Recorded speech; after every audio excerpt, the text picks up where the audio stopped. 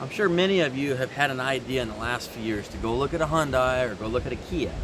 Now, Kia and Hyundai have both stepped up their game in the last few years as far as looks and appearance. It doesn't mean anything, folks. I'm going to say this first part of the video, and then I'm going to remind you again. Do not buy a vehicle because of the way it looks. If it's got Apple CarPlay, or if it's got the Navi or the seat headrest monitors for the kids, and you like it, let's not buy a car just because it's got a couple extra screens and it's got Apple CarPlay. Let's buy a car because you know it's reliable. You get your money back out of it if you decide to sell it in a couple of years. It's not one of those vehicles like Beamer and Mercedes that has a high depreciation. Let's not take a bath in your first year and a half of owning it on the money you spent on this new car when you could have just bought it 3 years old and avoided all that. Let's talk about Hyundai. So, the first things everybody wants to know about a Hyundai: does the manufacturer stand behind the warranty? What's the powertrain limited warranty include? Here's the thing that you need to know. Hyundai and Kia currently offer a crazy 5-year, 100,000 mile powertrain warranty, and they also offer a 10-year, 100,000 mile powertrain warranty. And they make sure to say that on all the ads that they run on TV. Couple reasons why. First of all, it's a hell of a sales point. There's not even some American car manufacturers that will run a thing like that. Something else I want you to run and process in your head real quick is, if I've got the money, let's say, there's a perfect scenario. If I've got the money to go out and buy a brand new Telluride with all the bells and whistles, it's got the kids' display screens in the back, it's got the Navi, it's got the bigger wheels and tires, it's got the trim package, it's got everything you want. You've got the bucks to put down to buy it and not even finance it. You also have been talked into getting the 10-year, 100,000 mile powertrain warranty, guys. Let's think about this. If you've got the money to buy this rig outright and own it, are you going to own that vehicle for 10 years and take it to 100,000 miles? Most likely not. I can almost guarantee you, no, you will not make it to that mileage or own it for 10 years. We've also got the 5-year. People that have that kind of money and who aren't frugal with their funds, maybe you think you're being frugal going after a Korean car manufacturer brand, Hyundai, Kia, what have you. But people who aren't frugal and like to trade cars every 3 or 4 years, I know lots of them. Nothing wrong with those people. It's just the way they live. You're not going to own the damn thing for 10 years. And you're sure as hell not going to live out to see that warranty on that vehicle. This is a sales point, folks. This is how they sell so many cars. The reason I wanted to make this video, I drove by the port the other day and I seen all these new Hyundais coming in from the ship and they're being unloaded at the port. I thought, man, I got to make a video on Hyundais and Kias. I've thought about it for years, a couple, 3 years now. I've been wanting to make this video. But lots of things have happened in those 2 or 3 years, which is what we're going to talk about today. Now, when we started out looking at cars in the 90s, Hyundai and Kia, they were there. They made a couple little cracker shop looking cars. They were a Hyundai Accent, Kia had a little car. They all had little cars, and they weren't very good. The quality wasn't good. The performance wasn't as good. They were just ugly looking little things. But people used them for commuter cars. That's why they bought them, to go from point A to point B. They didn't have the Palisade. They didn't have the Genesis. They didn't have the G70 series. They didn't have the big luxury cars. There was no reason for people with money to buy these cars 30 years ago. They were piss-pot commuter cars, and that's all they ever were back then. But they have stepped up their game in the last few years. A couple of factors went into that. There is a guy, his name is Albert Bierman. He came from BMW in about 2015. This guy was in charge of the M series production line. He did all the creation, he did some of the mechanical and technical stuff, and created the car along the way. Folks, when you think of BMW, you think of the M series, the M3, the M5, the M4. They even have a 6 now. They've got some SUVs that are M equipped. This is like the GT or the SRT of American auto manufacturers' super sport production line. This guy used to do that. He was there go-to guy as far as creating and making things look good with these cars. Something happened along the way. BMW ditched the dual clutch system. He wasn't interested in working for him anymore, so I guess he went in retirement. Somehow, the Koreans got a hold of him, and now he's working for them. Since he's been employed with them since 2015, they've taken a new light. They're making some new things. They're doing different looking vehicle. They're trying to copy European looks, and they're coming out with new lines and new things that people want to try. This is where the people with families want to start buying these cars. The luxury car people, now they're buying Hyundais and Kias because they offer a big full-size sedan, a big luxury one. So, a couple of things. In 2015, they got a new outlook, like we were just talking about. The problem with that is, now you've got to sell people on these expensive cars. They're just Korean cars, Hyundai and Kia cars, which people have never had a good outlook on. Of course, there's the price increase too. It's just with time and the economy and everything else. So they started offering these crazy warranties. 100,000 mile, 10-year, just like we talked about. That was flashy. A lot of people went to these cars. And you know what? A lot of people are buying these cars. I think a Hyundai or a Kia would make a perfect rental. And that's it. You get in it, you drive it for a couple of days here and there, maybe make a trip with it, take it back, hand the keys in, you never have to drive one again. Maybe you like them, maybe you don't. But they do make a good rental, I'll tell you that. Now,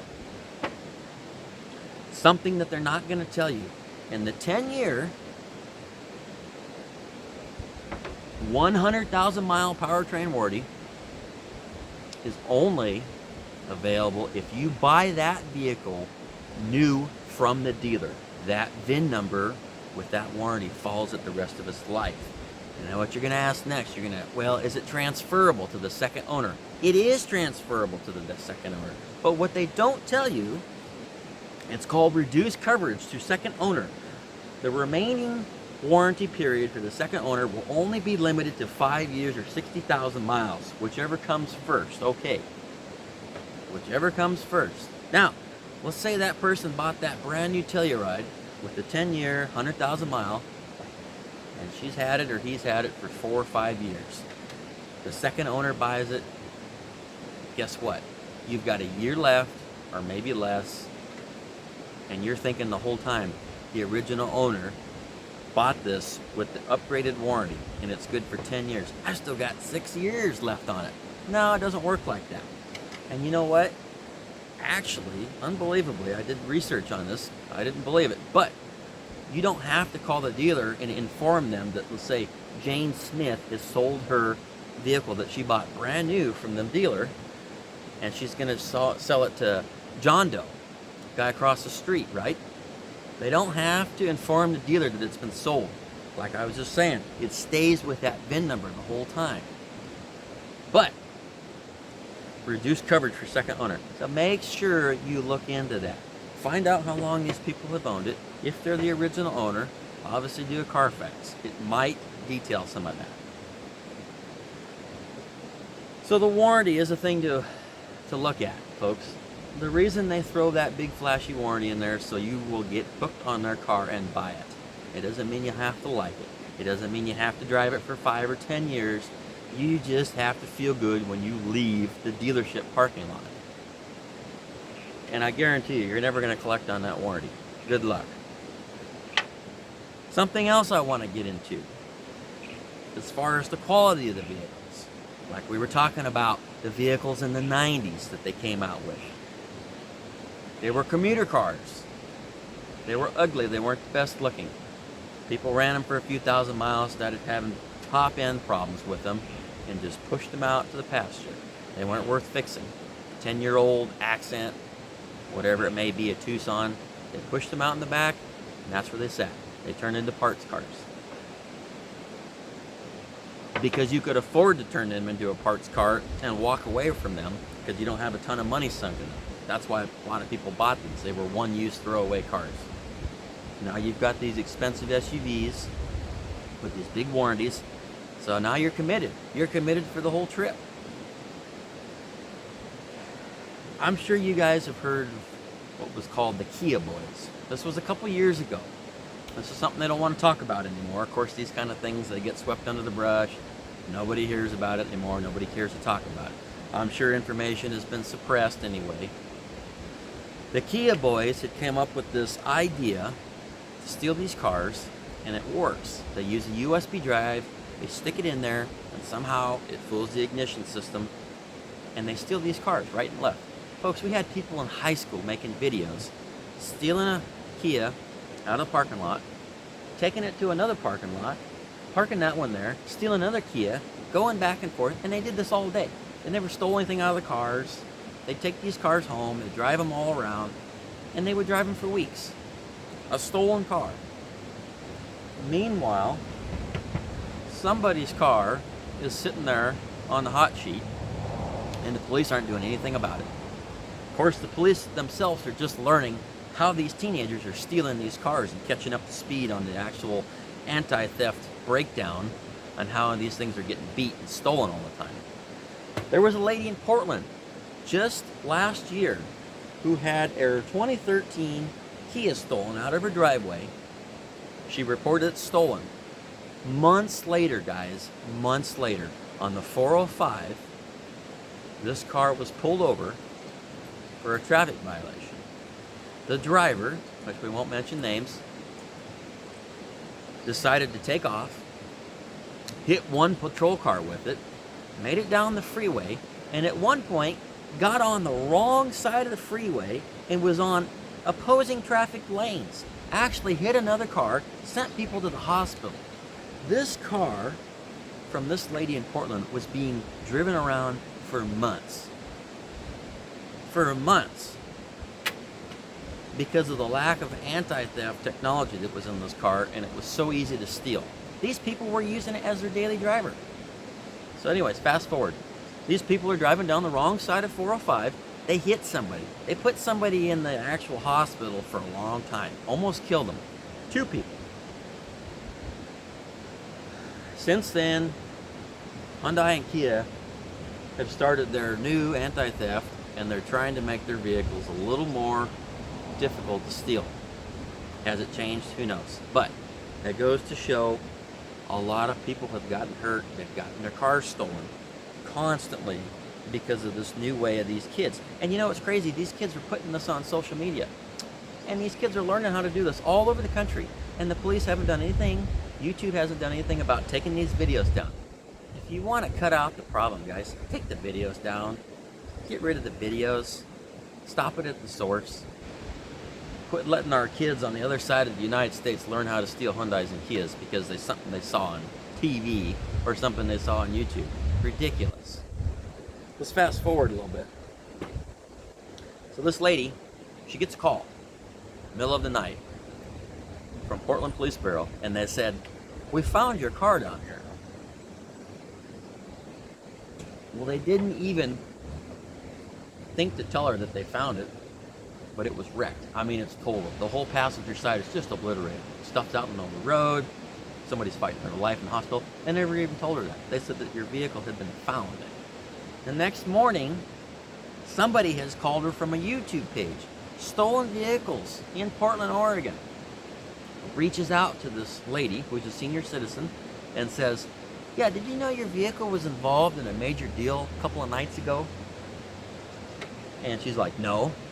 "Yeah, they were driving the wrong way in your vehicle and been driving it for months, and they almost killed some people on the highway." So they send her pictures of her car. She doesn't even recognize it because it's so tore up. So now this lady is actually going and making the effort to go against Hyundai, believe it or not, to try to do something with the security.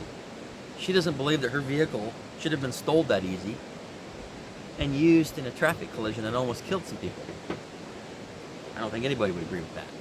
But that's what happened. Pretty bad that Portland Police Bureau couldn't even tell you that your car had been wrecked and was in a major incident on the highway. That they just found it was all they said. That somebody third party from a YouTube or a Facebook page has to get a hold of this lady and tell her that it was in a major accident. People are lazy these days. They hardly pick up the phone, dial the numbers. How hard is it to tell somebody on the phone that, hey, you know, come on. So, a couple other things. Here's a really interesting story out of Tampa. This caught my eye quite a while ago. This is from a news company called WFTS out of Tampa Bay, ABC Action News. They were involved in spearheading a 4-year investigation into Hyundais and Kias. The original complaint has to do with Hyundais and Kias driving down the road and all of a sudden, spontaneously busting into flames as they're driving down the road. And apparently this has happened quite a bit. There's another place called National Auto Safety Watchdogs, and they report on this kind of thing. They got involved in this 4-year investigation as well. Hard to believe. It also says 1 million current used vehicles at this time were possibly in danger of doing the same thing, whether they were, running or not running or just sitting there. Isn't that crazy? I mean, where was the recall? Did we issue a recall before this started to happen? That's another thing that gets under my skin. They only issue recalls, folks, after these things start happening. Let's look at the GM thing with the keys several years ago. The whole Mary Barra thing. And partial of this was a lot of ladies. They like to hang a lot of stuff and a lot of keys, doodads and little baby things and trinkets on their keychains, which makes them really heavy, which could have contributed to this. But they had a problem. I'm sure you heard about this. And GM lied about the part number. This is another YouTube video for another day. It would cause the ignitions to shut off on the highway while these people were traveling down the road. When you shut the ignition off, it kills everything. That means if you shut the ignition off and the keys are locked in the ignition and actually come out, you've got no steering, you've got no power brakes, and if you hit something or somebody hits you, the airbags are shut off. So GM lied about that, and they only issued a recall after several people have gotten killed. Did they go about the wrong way? Yeah, probably.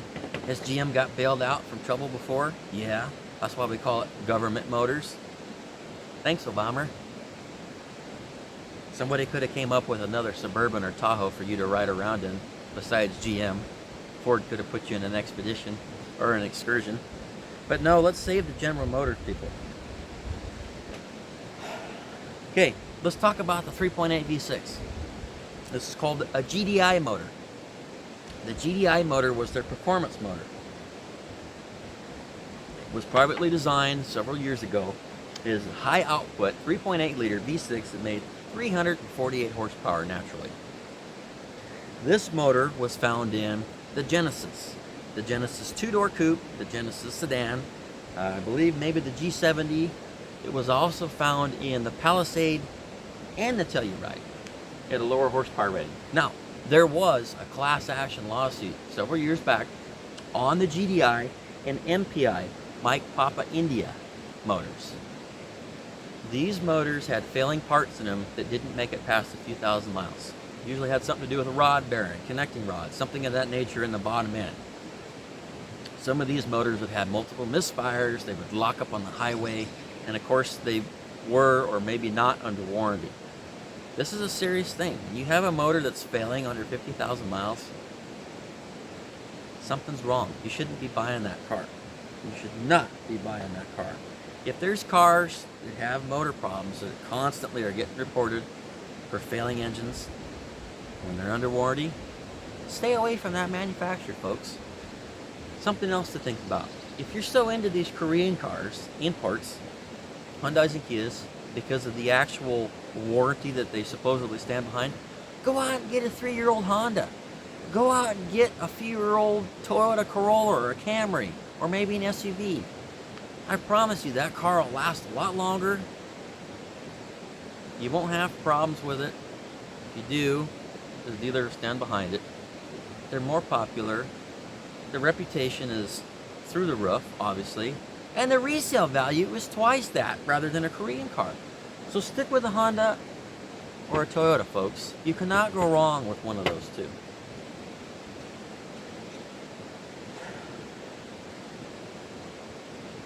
you want to get an import, stick with those two.